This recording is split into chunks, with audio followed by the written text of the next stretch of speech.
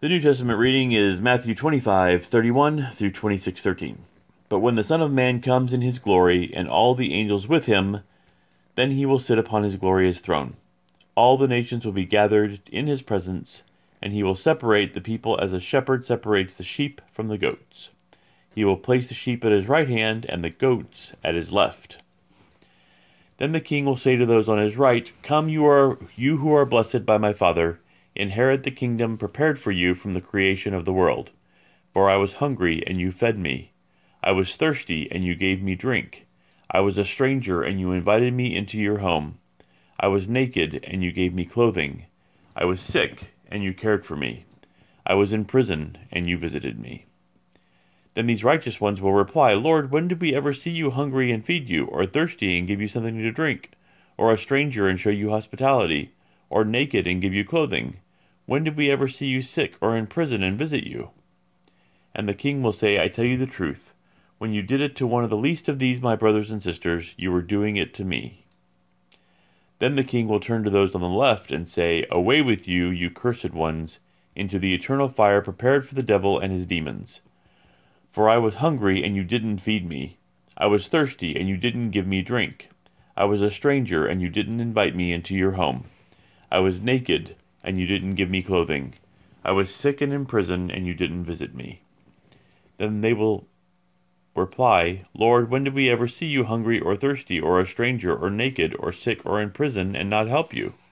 And he will answer, I tell you the truth, when you refused to help the least of these my brothers and sisters, you were refusing to help me. And they will go away into eternal punishment, but the righteous will go into eternal life.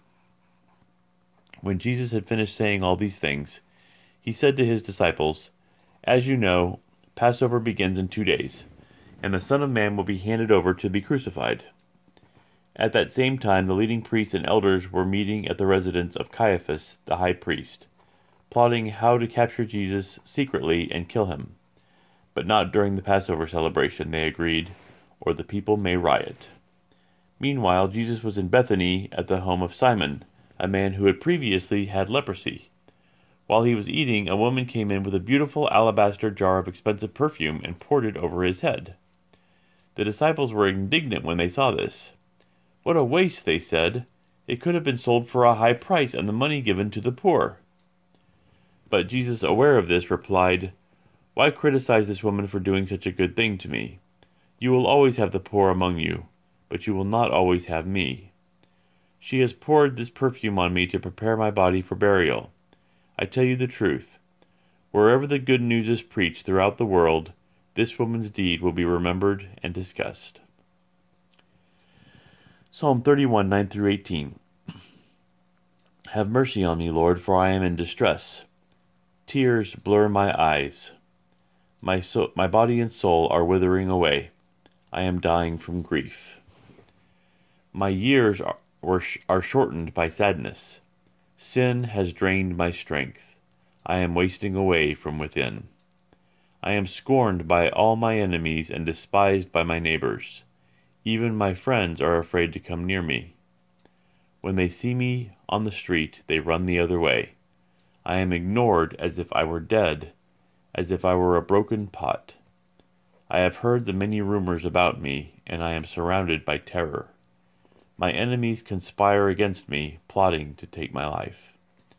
But I am trusting you, O Lord, saying, You are my God. My future is in your hands. Rescue me from those who hunt me down relentlessly. Let your favor shine on your servant. In your unfailing love, rescue me. Don't let me be disgraced, O Lord, for I call out to you for help. Let the wicked be disgraced. Let them lie silent in the grave.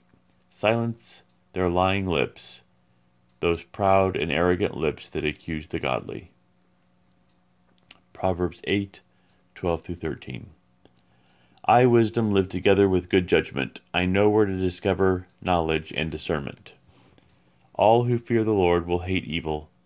Therefore I hate pride and arrogance, corruption and perverse speech.